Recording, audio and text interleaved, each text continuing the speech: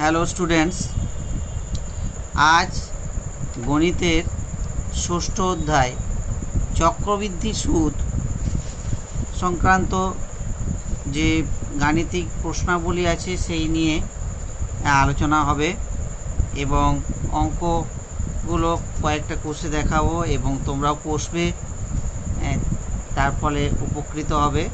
তোমরা কয়েকজন আমাকে জানিয়েছিলে যে চক্রবৃদ্ধি সুদ কোষে দেখানোর জন্য, বোঝানোর জন্য, সেই জন্য আমি প্রচেষ্টা করছি তোমাদের এরা যাতে স্যাটিসফাই করতে পারে।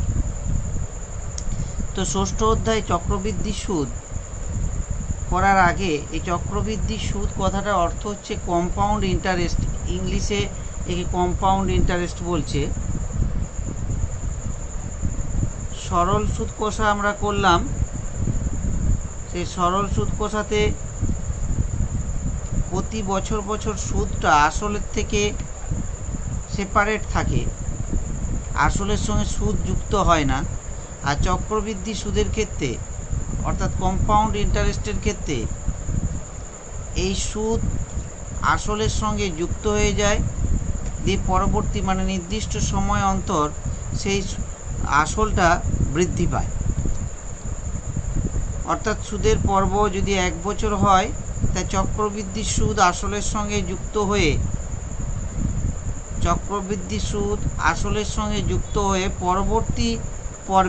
পরবর্তী বছরে সেটা আসল রূপে পরিগণিত হয়, আসল রূপে গণ্য হয়। এর চক্রবৃদ্ধি সুদ সংক্রান্ত অঙ্কগুলি কষার আগে এই কয়েকটি সূত্র লিখলাম। এই সূত্রগুলো নিজেরা এগুলো পড়বে, মুখস্থও রাখবে। অঙ্ক কষতে কষতে প্র্যাকটিস হয়ে যাবে, অভ্যাস হয়ে যাবে। দেখো, সমূল চক্রবৃদ্ধি, আমরা যেটা সবৃদ্ধি মূল বলেছিলাম সরল সুদ কষাতে, সুদাসল কথাটা বলেছিলাম, এখানে চক্রবৃদ্ধি সুদের ক্ষেত্রে সমূল চক্রবৃদ্ধি, সেটাকে আমি এস দ্বারা চিহ্নিত করেছি। এস দ্বারা এই জন্য চিহ্নিত করেছি, summation of principal and the compound interest, অর্থাৎ যে আসল এবং চক্রবৃদ্ধি সুদের যোগফলটাকে বলা হচ্ছে সমূল চক্রবৃদ্ধি। আসল এবং চক্রবৃদ্ধি সুদের যোগফলকে বলা হচ্ছে সমূল চক্রবৃদ্ধি। এর সূত্র P × 1 + R/100 whole to the power n। এই n হচ্ছে সময়,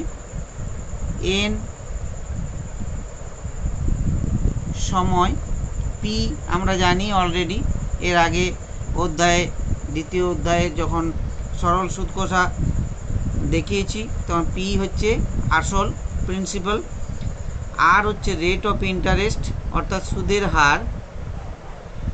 এই সূত্রটা যেটা লিখেছি, সুদের পর্ব 1 বছর 1 হলে, অর্থাৎ বছরে একবার সুদ, ব্যাংকে যে এই কম্পাউন্ড ইন্টারেস্টের ক্ষেত্রে সুদের পর্ব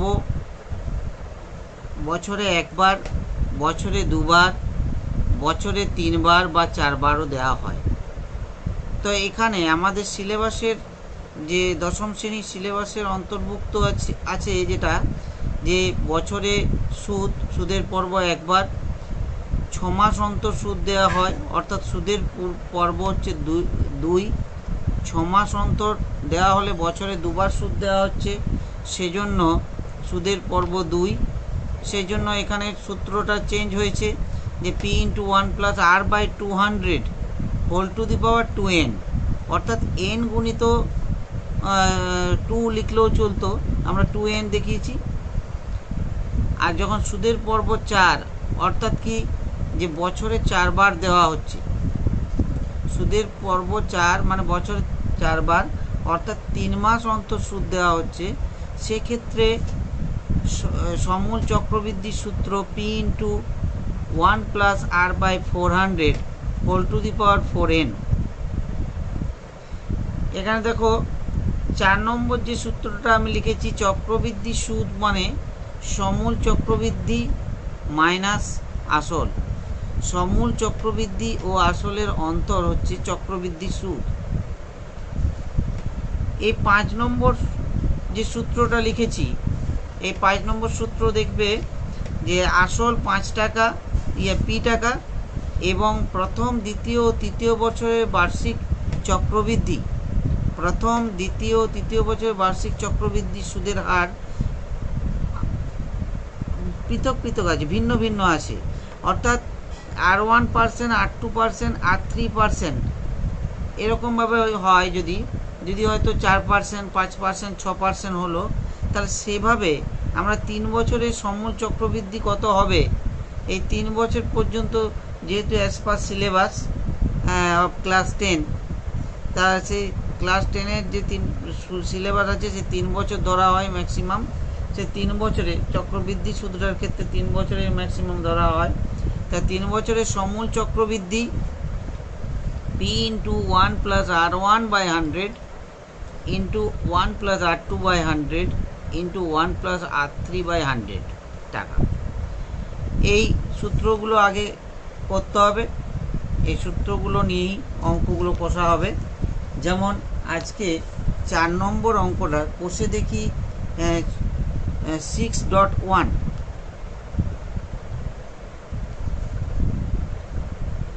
কষে দেখি 6.1। এটা 4 নম্বর অঙ্ক, 4-এর দাগেরটা কি দেওয়া আছে, যেমন আমরা সিস্টেম করেছি প্রসেসটা সেইভাবেই রাখতে হবে। যে দেওয়া আছে এখানে আমরা লিখব আসল ব্র্যাকেটে পি সমান হচ্ছে 30,000 টাকা,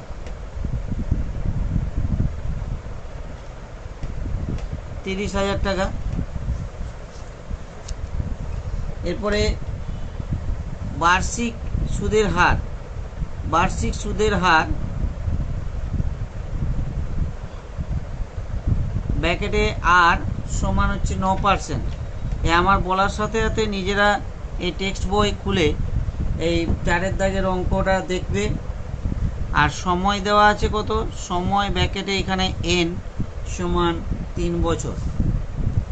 কি চেয়েছে, চক্রবৃদ্ধি সুদ। এই চক্রবৃদ্ধি সুদ সমান জিজ্ঞাসা চিহ্ন আছে। ঠিক আছে, দেখো 4-এর দাগের এই তোমাদের অঙ্ক বই, এই অঙ্ক বই 4-এর দাগে যেটা দেওয়া আছে যে 30,000 টাকা বার্ষিক 9% চক্রবৃদ্ধি সুদের হারে 3 বছরের চক্রবৃদ্ধি সুদ। 30,000 টাকার অর্থাৎ 30,000 টাকাটা আসল, সুদের হার 9%, সময় 3 বছর, তাই চক্রবৃদ্ধি সুদ নির্ণয় করতে হবে। তো এই আমরা চক্রবৃদ্ধি সুদ নির্ণয় করার আগে যেমন আমরা সমূল চক্রবৃদ্ধি সূত্র লিখেছি, সেই সমূল চক্রবৃদ্ধি এস সমান, সমূল চক্রবৃদ্ধি ব্র্যাকেটে এস সমান P into 1 plus R by 100 whole to the power N. এখানে পি এর মানগুলো বসাবো সূত্র লেখার পরে। পি এর মান 30,000 into 1 plus 9/100 whole to the power 3। তাহলে এত টাকা। এই মান বসানোর পরেই আমরা পাশে কিন্তু এককটা লিখে দিতে হবে। তাহলে 30,000 ইন্টু এটা ক্যালকুলেশন করলে 100, 100কে 1 দিয়ে গুণ করলে 100, আর 9 যোগ করলে 109, 109/100 হোল কিউ আছে, তা 3 বার লিখবো। 109 ইন্টু 109/100 ইন্টু 109/100 ইন্টু 109/100, এই 3 বার লিখবো।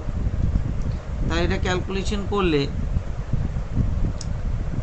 30,000 ইন্টু 109কে 100 দিয়ে গুণ করলে, 109 দিয়ে গুণ করলে 109 ইন্টু 109 সমান 11,881। 11,881 ইন্টু 109 বাই 100 ইন্টু 100 ইন্টু 100। তো এই দুটো শূন্য, এখানে দুটো শূন্য কাটলাম, এই দুটো শূন্য, এখানে দুটো শূন্য কাটলাম। তাহলে এখানে 11,881কে 109 দিয়ে গুণ করব। এখানে সাইডে গুণটা করে দেখাচ্ছে 11,881, আর 109কে 3 দিয়ে গুণ করলে 327 হয়। তো 327 দিয়ে একবারে গুণ করছি।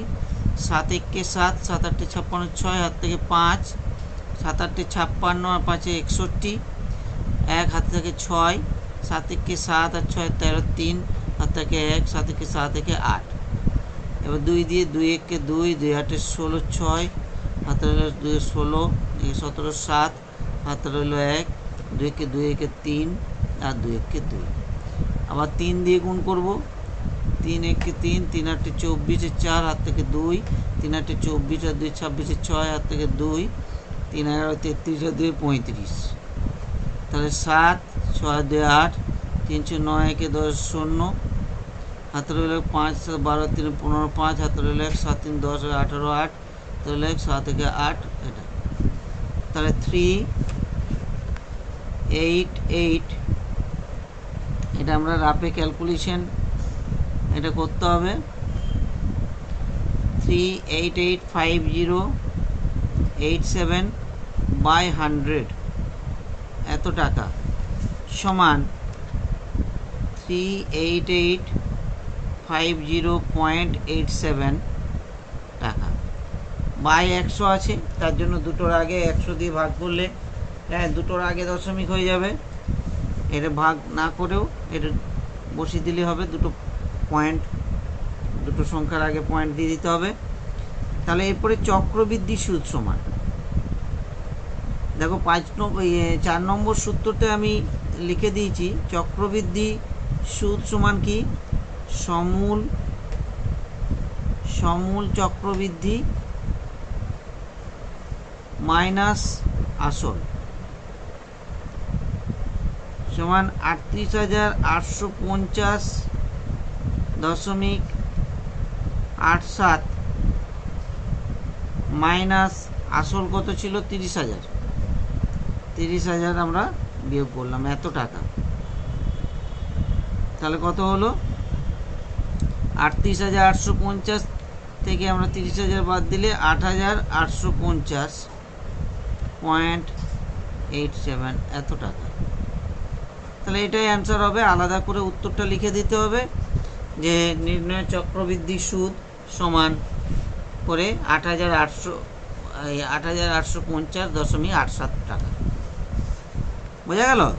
তাহলে সমূল চক্রবৃদ্ধি নির্ণয় করার পর সমূল চক্রবৃদ্ধি অ্যাজ পার ফর্মুলা সূত্র অনুযায়ী নির্ণয় করে আমরা 38,850 টাকা 87 পয়সা পেলাম। সেখান থেকে চক্রবৃদ্ধি সুদ কিভাবে নির্ণয় করছি দেখো, সমূল চক্রবৃদ্ধি মাইনাস আসল। এই সমূল চক্রবৃদ্ধি থেকে আসল বাদ দিয়ে অর্থাৎ 38,850.87 থেকে 30,000 টাকা বাদ দিলে 8,850.87 টাকা হলো। এটা হবে অ্যান্সার।